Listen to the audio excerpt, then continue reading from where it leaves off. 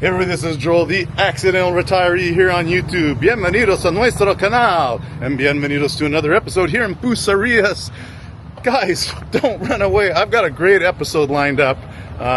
Read through a whole bunch of the recent comments about owning property in Mexico, and also given the heightened kind of backlash against, let's just call it gringos, because that's the easiest term for people to understand.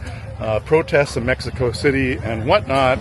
It seems, oh, and here we go. We got a guy that just ran into a car. Well, well, probably shouldn't have left that down, but ouch. All right, let's get back to regular scheduled programming. Yeah, we got a great episode today. You guys are going to want to stick around. We're going to go around the whole issue of property rights in Mexico. How does a gringo, for lack of a better term, own a property? What's Ejido? Because that's a term maybe you don't really understand. And what is public and what is private property? There seems to be some real confusion out there, both, and it's crazy, both from Mexicans and the gringos. They're confused as to what is private and what is public property. The other day, we had someone pull up in front of our retail space that we own on Cuatro Estaciones, which they pulled up right on our private property. And they stole one of our no parking signs. And they rolled up in kind of like, I think it was like a Fiat 500 or something like that, but it was a nice little car, black car. You know, obviously they could afford their own no parking sign. They didn't have to steal mine. So I put it on Facebook to see if anyone recognized this car, because, you know, it's a nice car. It's in our area here. Maybe a neighbor or someone on one of the groups recognized the cabron who stole my sign. Anyways, it didn't create a complete shitstorm, but a bit of a shitstorm from Mexicans and gringos alike, because they were literally giving me shit. They're like, how dare you place a no parking sign on public property? And I'm like, well, it's not public property, it's actually private property. And then they would comment back, no, you don't understand how it works in Mexico. Let me just explain it to you, Mr. Gringo. This is like you going to the beach and setting up like your no parking sign or a store on the beach. You just can't do that. This is public property, it's a public roadway, etc., etc. So I'm here to set the record straight, everybody, on what is public and what is private. All right, everybody, here, this is a really good example of what is public property, propiedad público, and we are on what's called a banqueta. This is a sidewalk, so literally, if I own this house right over here, I'm not allowed to put anything on. Good morning, guys. If this is your house, you cannot put your shit on the sidewalk, okay? But I can't, you know, bust through your fence here and park on your grass, okay? But some people seem to think you can do that because it's adjacent to a roadway. So we're walking along public property. You have a public, this is considered the sidewalk, and you have the public road. And here on this side, okay, here on this side is private property. This is actually part of what's called our terreno, our land. The building is built away from the land, and the land actually comes up to about this point right here. Let's just see here. You can see my feet. Okay, it comes to around, more or less around to that spot there. So all this parking spaces in front of it is our space. So the other day, yeah, someone rolled up into our private space and stole one of those signs. I mean, is it the end of the world? No, but I wanted to explain it for Mexicans and gringos alike, so you understand that just because someone's private property is adjacent to public property does not mean that all of the property that's adjacent to public property becomes your property, okay? It doesn't work like that. All right, I'm sweating here, guys. It's getting hot. It's a sunny day too, no rain. So next on the video, we are going to go on how are the different ways foreigners can actually own real estate in Mexico. And there's a few different ways, and I'm going to explain it. And quickly, before we get to that, a little word from our sponsor, MaravillaNayarit.com. If you go there, you can see We have two amazing spaces available right now for both rent or for sale. A nice local, which is right next door to the farmacia, and it's roughly about 80 square meters, I believe, maybe a little bit less. Optional to buy 3 private parking spots. Awesome place for like a little office or a showroom, maybe furniture, maybe a little exercise studio, lots of different options. The second and most incredible opportunity in Bucerias, though, is this restaurant space that goes from this section, okay, all the way to the corner. Also available all the parking. There is a space already designed for a kitchen and deliveries in here, and there's a space designed for the main restaurant over here.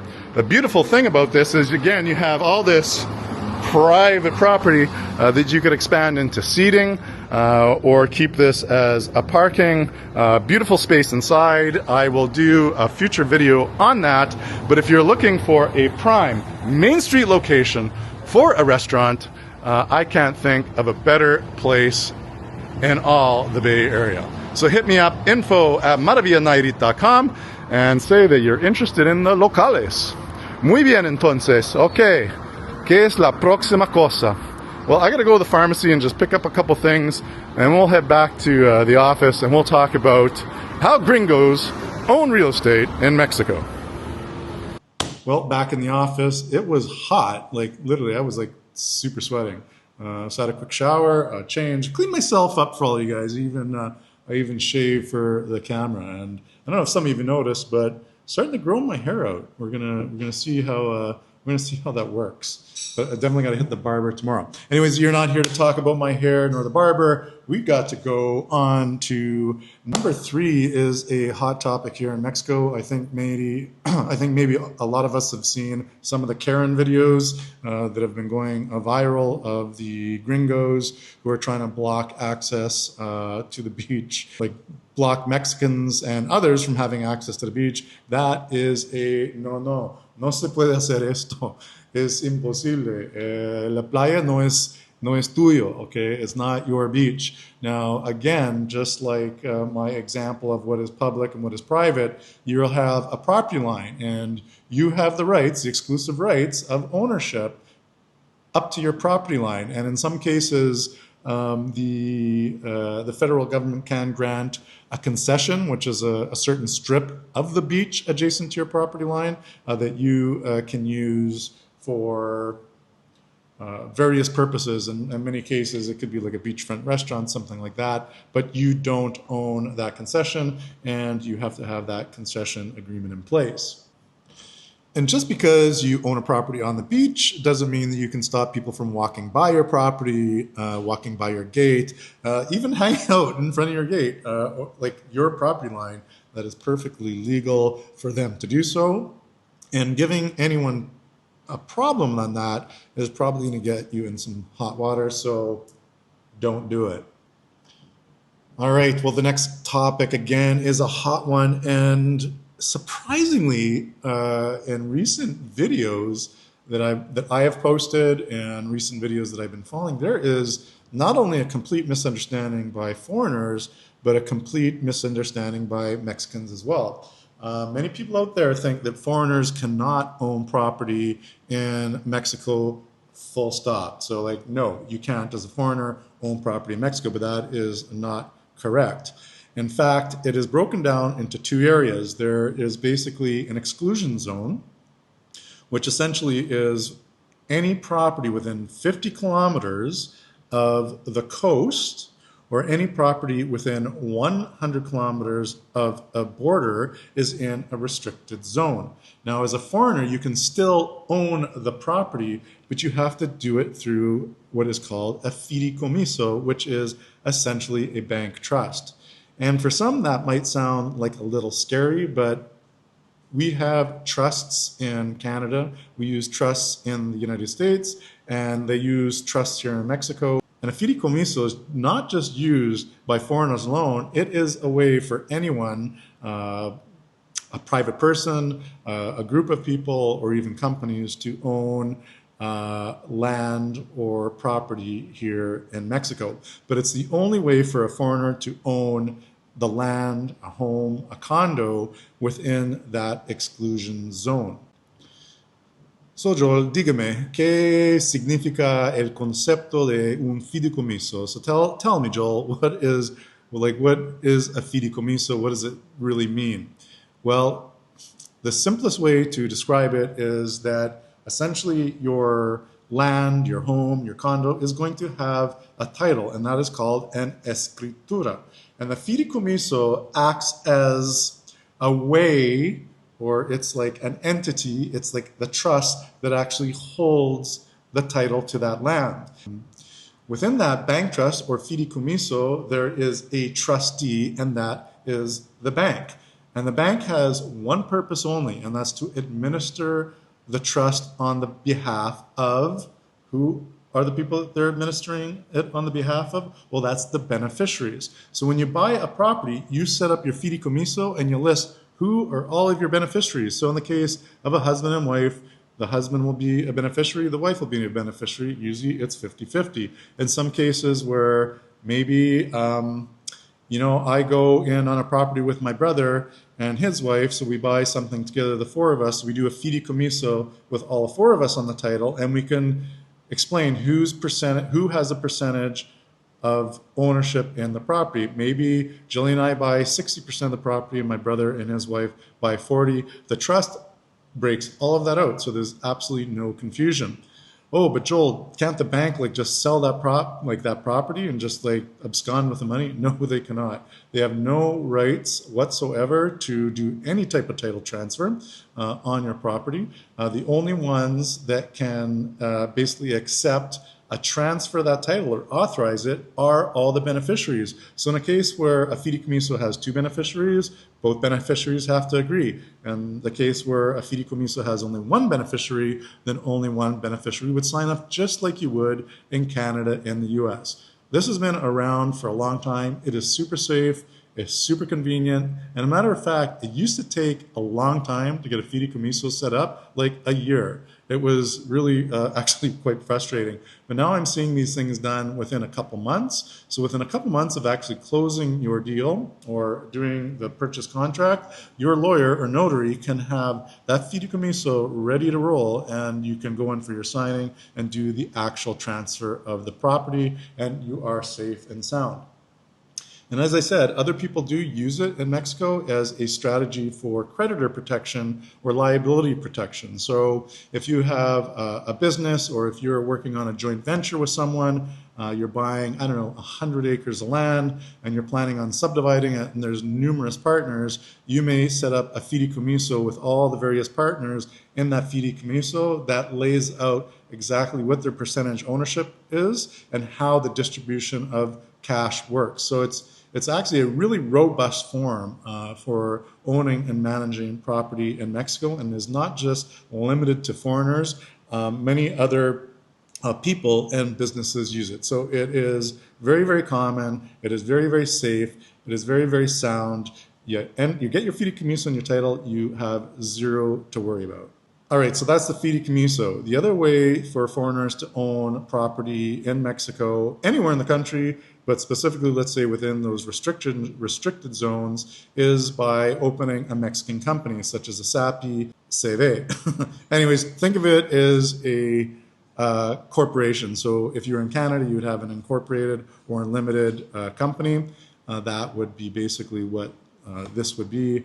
And in the United States, I believe you guys call them, I'm having a bit of a brain melt there. Comment below. But anyways, those Mexican companies can in fact buy the property on your behalf, and you would be simply the shareholder of that company. But be very, very careful if you're using this strategy, because you could wind up with some interesting tax disadvantages, okay? Setting up a company should really only be done if you're having multiple properties that you're buying and you have a very defined tax strategy. So talk to your Mexican accountant, talk to your lawyer, and make sure you're set up properly before you go down that path. All right, now, los mexicanos, ¿cómo funciona para ellos? Well, it's very simple. How it functions for Mexicans is they don't need a fideicomiso. They can own land or a home, a condo, any type of titled property that has a proper escritura anywhere in the entire republic, and they do not require a fideicomiso. But that being said, I have actually seen some Mexicans use a fideicomiso as, again, a layer of creditor protection and liability protection, or when they're holding it amongst multiple people, and it's just a more straightforward way to set up how that ownership and the beneficial ownership works. Okie dokie, last and finally, Ejido. Have you heard of Ejido? Well, I have known some people, I have heard of people who have had a lot of trouble buying something that was too good to be true. And like they say, if it's too good to be true, it's probably too good to be true. So when it comes to Ejido, the best advice that I can give you is just stay away. Yes, there are some ways to do it legally and legitimately, but it's super, super complex. It's super, super complicated. Even for Mexicans, it could be something that is very complicated and risky. I am going to do a future video just on Ejido, but I need to round up a couple Ejido specialists, because even though I have gotten a lot of advice and explanation on it, I don't feel confident enough to explain it in a way that I feel 100% and everything that I am explaining is factual. So the best thing that I can say right now is, if it's too good to be true, it's probably too good to be true. And if you do know for a fact that the land is Ejido, then all I can say is stay the heck away. Okay, entonces, yo pienso que sería todo para el video. Yo sé que yo necesito hacer más videos usando español en parte del video, y yo voy a tratar de hacer esto en todos los videos en el futuro, porque hay dos cosas, ¿ok? Cosa número uno es una manera para yo puedo comunicar un poquito mejor con mis compas, mis amigos mexicanos, mis seguidores mexicanos. ¿Y por qué? Pues estamos aquí en México, y la única cosa y una explicación para mis seguidores mexicanos es en YouTube, ¿ok? YouTube más o menos está publicando, ¿ok? Empujando mis videos en como los países como Canadá y los Estados Unidos, y como otros países que hablan inglés. Entonces, por eso, si estoy hablando 100% o más en español, YouTube no va a promocionar mis videos 100%. Lo que puedo hacer es, como voy a tratar de hacer una mezcla con mis videos, un parte en español y un parte en inglés. Pero si estoy haciendo un video como esto, cuando es más para la información de los extranjeros, por ejemplo, para entender las leyes o cómo funciona aquí en México, yo voy a hacer la mayoría del video en inglés. ¿De acuerdo? ¿Estamos bien con esto? Entonces, muchas gracias por todo. Muchas gracias para todos mis seguidores, y como me gustaría decir, como siempre, nos vemos hasta luego en adiós desde Buenos Aires, México. Adiós.